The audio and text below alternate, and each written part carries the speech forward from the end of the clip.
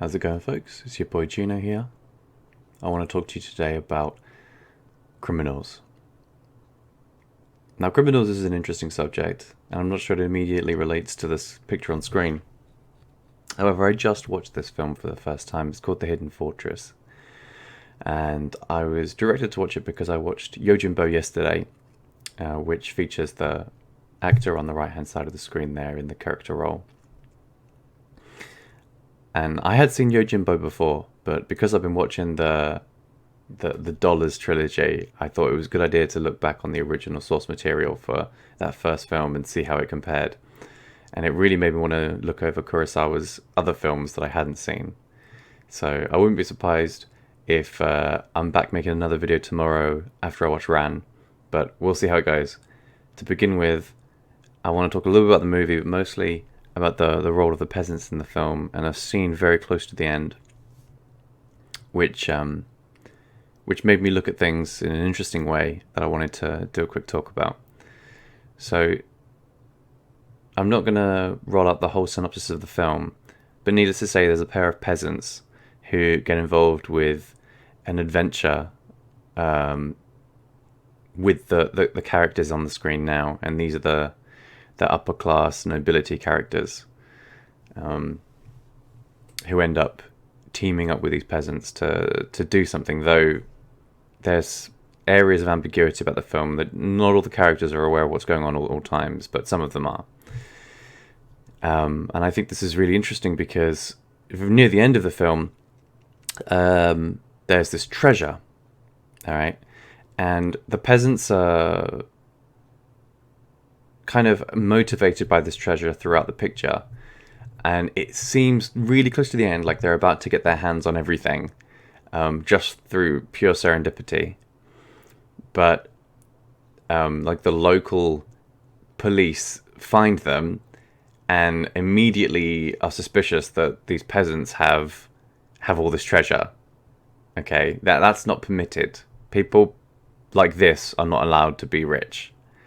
I think you can see where I'm already going with it, but I thought that was a very interesting take, and I don't think the world we live in today operates dissimilar to this, though the mechanism is probably very similar, but the pieces are a little bit different now. Now, treasure and wealth, I think, is a bit more accessible to most people, like just some level of liquidity is available to people, so that isn't the symbol that would be a challenge anymore to any sort of established hierarchy. You can find what's analogous to that quite easily on your own. I'm not going to put it out there for you. However, it's the dynamic that this creates in the situation where these peasants are found with this treasure, and the officer investigating sort of immediately says, arrest these men. Why would peasants have this much treasure? Just arrest them. And of course the peasants, they get arrested. There's nothing else they can do. They just get arrested. They're not going to fight these soldiers or anything, these police. They're not going to do it. So they just get arrested and go to jail because they had wealth. That was the only reason. They had done nothing illegal to obtain that wealth. They had, it wasn't like they had killed someone and stolen it off them. The horses literally just showed up with this treasure, and they went to the peasants. It was as simple as that. And I mean, if you go back in the story, like, this treasure really, its owner is ambiguous anyway, right? Like, who really owns this treasure at any one time in the film is difficult to pin down. Nevertheless, like I said, the peasants are motivated by this treasure, and it appears they're about to get it. And I thought that was so interesting that in this situation, this class of people being wealthy is simply not allowed. And maybe that's an oversimplification, but it really seems to be the calculation that goes on in the head of this policeman. Is like, you're a peasant, you shouldn't be rich, I'm going to arrest you. And I suppose to a degree, like, it's suspicious, right? Like, why? This is out of the ordinary. Why would this be happening? But to leap straight away to, this person must be in the wrong and they need to be imprisoned, or they need to have this confiscated. That didn't sit well with me. I didn't like that. I didn't like the idea that just because someone else can't think of why this is the case, that must mean it's either wrong or I've done something bad, or I need to be punished for this.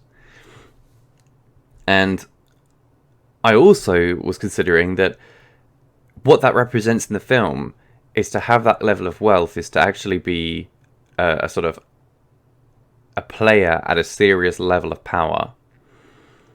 And on the one hand, I can totally see, like, it's in the real world too, this would happen, right? Like, if you have something valuable, but you can't maintain it, it'll be taken from you. Like, in one way or another, even like in a semi-consensual way, it can end up being taken from you. But it will be taken if you can't muster the faculty to protect what you have. Because, what that essentially is an opportunity for somebody else to take it from you. If you can't maintain it, it's an opportunity for somebody else. So it's removing that opportunity is the way that I would look at it. But the reason I picked this picture is in the film, like, this is where it's kind of, on one level, on a simplistic level, it's exposed exactly what's going on at this level. Sorry, at this point in the film, it's exposed exactly what's going on to the peasants. Like, they begin to understand, like, oh, and now I see what the situation was. However, in a different way, it's like, this is the authorized this is the authorized state of affairs. This is what we will allow to be the case. And what's strange about that is, like, the peasants never look at it in that way. They never give authority or consent on anything because they don't think it's going to be asked of them. And I think that's an issue to do with their mentality. Whereas, I mean, obviously their mentality is one of survival, where they just want to stay away from dangerous things and go towards good things. Like, it's very simple in its calculation.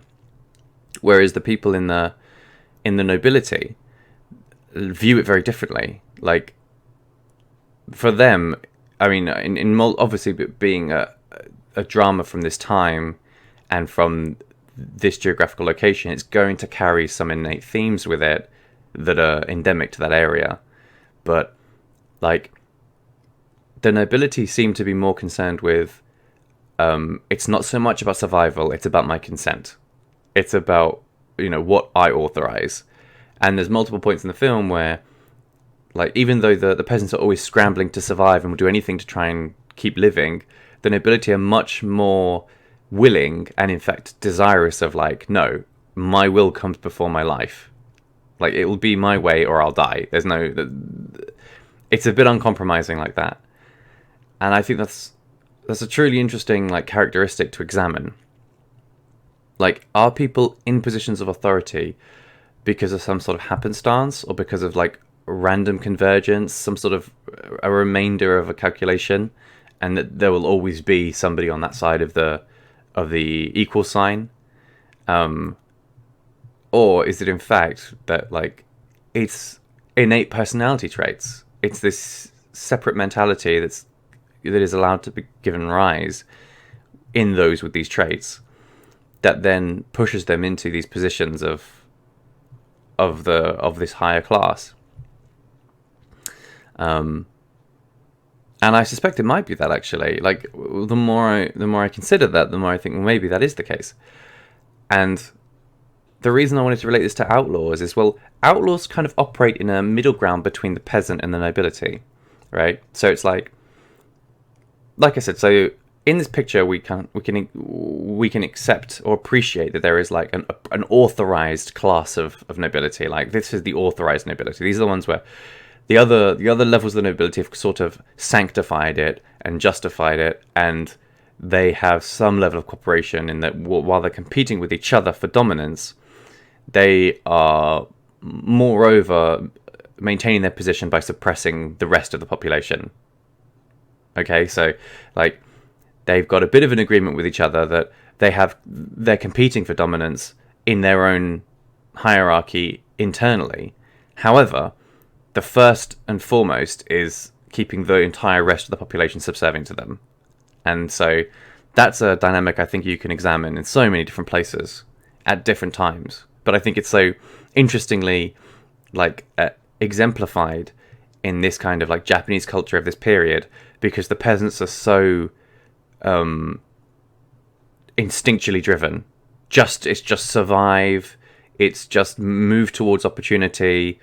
Like the most simplistic sort of version of it, even in like the way that they talk and the things that they discuss, and the way they walk, like all the peasants will be like cowering all the time, like ducking down, and it's not necessarily as a show of like submission. It's more like they're just so used to that position because they're always, I don't know, in the fields or scurrying away, that it almost makes them like it kind of gives it like a rat persona, right? Like a rodent persona to the lower class. And I don't know if that's a caricature or if that's like genuine traits of those individuals. But yeah, like when you then contrast that against the noble class in these representations, you know, they never act in that way. They never do that. There's so little shared behaviors between the two sets of subcategories of people. And the way that, again, this folds into like the outlaws is that, as far as it goes, like the outlaws are the ones who perhaps have the characteristics of nobility but are not pre-authorized to be members of that class. So it's kind of like what you would get if you had someone of a noble temperament, like uncompromising, their will before their life, these sorts of traits, you know, requiring consent. But they are like diametrically opposed to the current incumbent nobility. So it's like a shadow nobility then, the outlaws. However, because they're unable to like levy taxes or have use of the utilities that would normally be availed to like true nobility, they end up like, it's, you know, if you're a bandit and you're robbing travelers, you can essentially describe that to yourself as a kind of taxation, right? Like you're saying like this is your area and you're taxing the individuals through it, and then the only reason really that that's considered like criminal behavior is because it's supplanting the role of the state in that. Like the state imposes taxes where it can do so without aggravating the populace into a more costly conflict, right? So it'll just put out like, all right, we can tax them this much and it'll only cost this much to police them because they won't be so moved by our like imposition upon them. However, once they realize like, okay, well, we can't tax the travelers on the road because, you know, that would make people not travel, or it would somehow damage the economy, or they wouldn't stand for it and then there'd be riots, whatever. But they're doing it, the bandits are doing it, they're imposing their tax. Well, then that's not on, right? Like that's now that's not right. Now we go and arrest them. And it's because they are occupying essentially the same role as the nobility, right? The outlaw, the criminals and the nobility occupy the same role. But obviously the nobility takes great pains to disguise itself as not being outlaw in any way. Even though the mentality is exactly the same. Right? They spend a lot of their time, money, and effort on trying to create a persona that differentiates them from outlaws. A lot of ceremony, for example. So it's like, it's the domesticated bandit is the noble class. And they're still driven by the same things, and they have the same character traits, but these ones are authorized. These ones are the ones that we've sort of semi-consented to, either because they were there when we were born, they were already there, and it's just changed hands, but it's the same position. So we've become accustomed to that dynamic, to that relationship. But the fear from the nobility probably is that they will, the outlaws, the criminals, could potentially take their place, right? Not just on the small scale, but that's a good testing ground to see what's possible, because maybe they'll be able to do that at a larger scale, and that would truly impede the power base of the nobility. So that's why criminality is described and pictured in the way it is. And it's actually, I'm very, in this mode of thought, I'm very sympathetic to the criminal, because, not because I have any bleeding heart for them or anything like that, or I think they get a bad rap. No, not at all. I think they're heartless opportunists.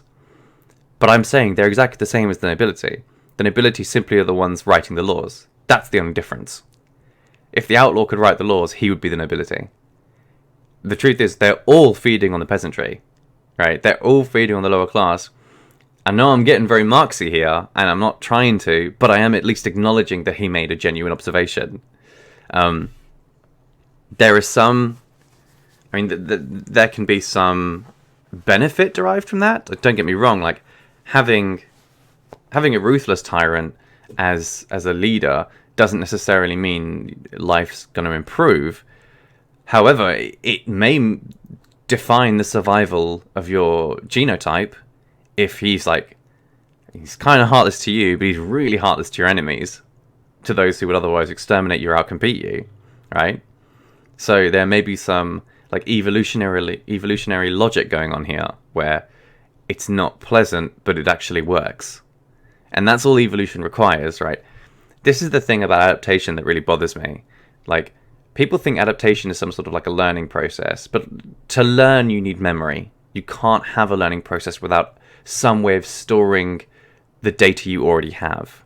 Because to adapt, you need to try different things and do different things to see and compare results. And that's why history isn't a learning process at all. Like, very little adaptation happens in history, and this is commonly referred upon and commented on, but nobody really gets why that is. Nobody's ever describing what the fundamental dynamic is that's instituting this lack of change in history, with things just are cyclical. And that's because history has no memory, really. Like, we write down the words and events, but nobody's conscious of the behavior that elicited X response. And then, therefore, because they can't do that, they can't extend themselves to analyze behavior in that way, they end up just simulating it again and again, thinking that they're trying something new. Because that's the fallacy. The fallacy is to think it's a learning experience, therefore you think you're contributing to a learning experience when you're not. You're just trying the same thing over and over again, telling yourself it's different. And so, real learning happens with proper memory. And when you have memory, you could talk about AI in the same way, right? You need a database to search before you can make calculated decisions. And if you are continually retconning your database so that it says one thing this year and then says something else next year, and it's constantly changing, how are you ever going to be able to do these deep searches to pull out the results you need for a true analysis? It's just not going to happen. So, all right, wheeling it back in now. The mentality of the criminal and the aristocrat, pretty similar. And it's really just a matter of position that determines whether or not you're allowed to achieve, succeed, or even have certain things in many societies. There have been times in history where people have made concerted efforts to change that. And I would look at the foundation of the United States as being one of those. And maybe it was done for totally selfish purposes, but nevertheless, the clear global benefit is obvious. And the mentality was absolutely correct. You can't... If you have a society where simply having too much money means you're going to be arrested, that is verging on dystopian. That is not a step forwards into a better future. And once you identify that the reason that is because there is an in-place power structure that refuses adaptation, you know that you're in a dying system. And eventually something will outcompete it. Alright. Thanks very much for listening, guys. I'll see you around.